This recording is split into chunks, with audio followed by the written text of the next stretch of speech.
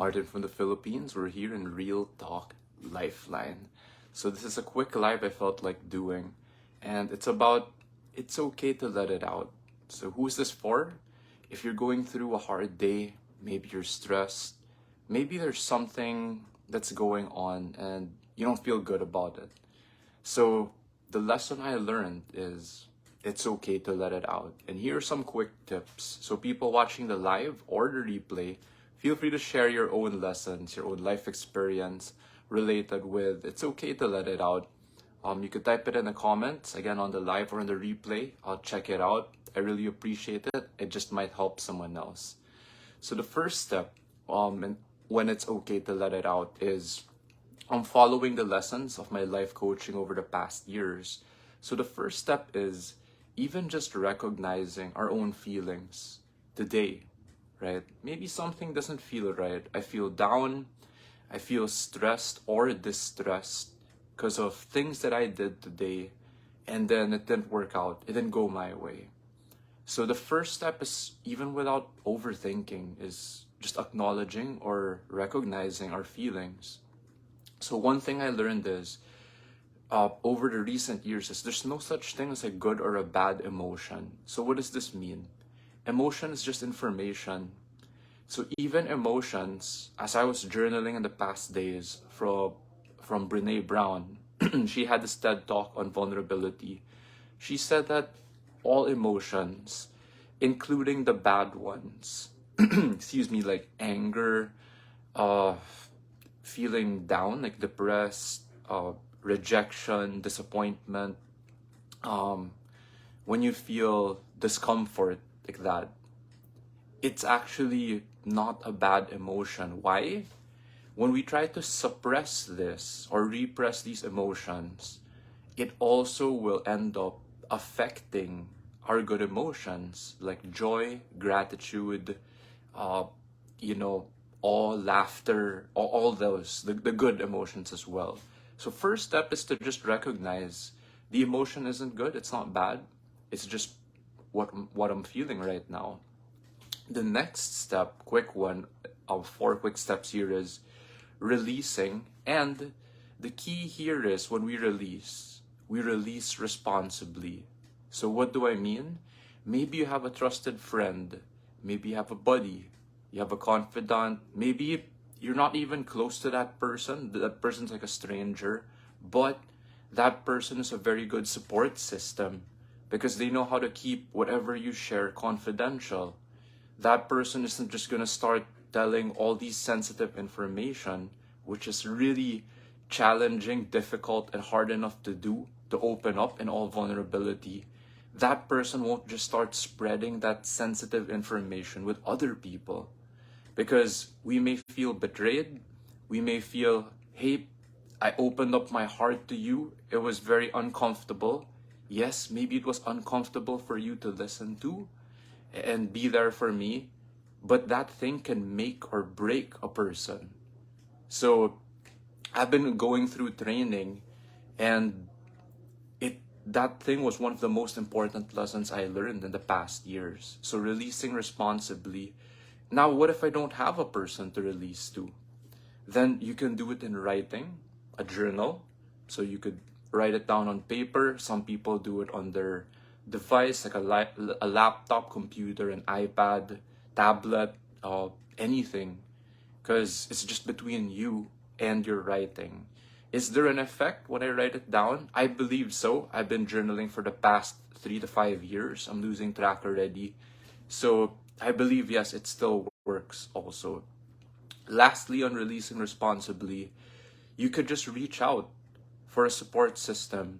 So next August 5 to 6, if you're in Iloilo, we're going to be continuing my mentor, Coach Bam, the late Coach Bam, who passed away last February this year, Coach Bam Santiago. So he was the founder of Life Kite. So we'll be continuing his legacy, doing Unbounded, his signature workshop or seminar. And in that space, I found that I learned how to release responsibly, and along with other strangers as well. So there are groups, people out there who could help us. So the next step, That really helps me from recognizing it, releasing it responsibly. Third step, I'll go through this quickly, is the reframe. So the reframe, just to keep this simple, is I'll give you a personal example. My manager this morning just sent a message, a good morning message. And for all you life insurance agents, people in sales who could relate to this, the message was really simple. Even though we encounter a lot of rejections, and it happens, if you're in sales, you know this, approach a person, oh, I don't want this, I don't want to talk to you, I'm busy, etc. I don't have money, right? So when we go through a lot of this, the lesson I learned is our mission must be bigger. And I could relate to that also recently because it applies when I receive negative feedback.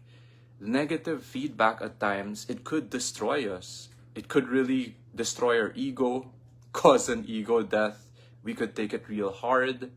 It could affect our self-worth. It could make us question, ourself, our reality, our existence. So when we have a mission that is bigger, hello MJ, I see you watching the live. I also see everyone. When you support, I see your emojis popping up, so thank you so much. I love it. So that support, or the reframe there, is sometimes we just get an encouraging message or perspective from another person. So again, another thing a mentor taught me in my dream board, Owen Cook, he said, I learn from everyone, even my enemies. So if I can't learn from you, you're not even my enemy, right? It's easier, right? It's easier to learn. So again, a bigger perspective, a bigger mission. For me, that helped me reframe that negative or that painful emotion into something more empowering. Hey, maybe there are bigger plans, right? Hey, this is the bigger picture. So the last step after recognizing what we're feeling, releasing it responsibly, which is super important. Third is reframing it, again, with the help of maybe a different perspective. Someone helps us realize. Sometimes we just realize it ourselves, right? Last step is rebuilding it. So what does that mean? After watching this live, MJ, I see your comment. Yeah, I also learned so many things from you. You too, when I went to Bulacan. So rebuilding it's like the continuous building or practice of that. I didn't just go one time to Bulacan to see MJ and my eyes were opened, right? Because I'm from Manila, from the city. When you go to the province, your perspective really changes. I mean that in a good way. And then you have other experiences. Maybe you were bonding together. Maybe you went to Pampanga, you went to Clark. Maybe you went to other places and had other experiences, which helped you recognize the feelings. It helped you release it in a good way. You release not just the bad, also the good emotions. You express it. Again, no bad or good emotions here. It's about expressing it or releasing it responsibly. Reframing is we keep learning from each other.